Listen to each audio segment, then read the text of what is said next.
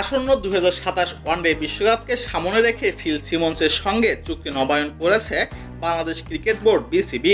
এবার টাইগার শিবিরে যুক্ত হতে যাচ্ছে নতুন বোলিং কোচ, যেখানে জোরে সরেই শোনা যাচ্ছে পাকিস্তানের সাবেক পেস তারকা উমর গুলের নাম।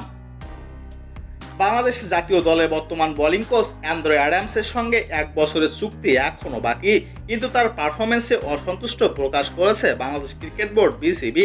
ফলে জিম্বাবুয়ের বিপক্ষে আসন্ন টেস্ট সিরিজের পরই তাকে বিদায় জানানো হতে পারে বলেও জানা গেছে, যার কারণেই তাসকিন নাহিদ রানাদের জন্য নতুন বোলিং কোচ খুঁজছে বিসিবি। সম্ভাব্য প্রার্থীদের মধ্যে উমর গুলের নাম অন্যতম।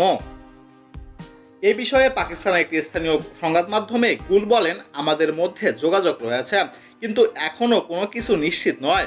নিশ্চিত সিদ্ধান্ত আসবে বোঝাপড়া এবং নীতি শর্ত অনুযায়ী, সবকিছু বোর্ডের হাতে।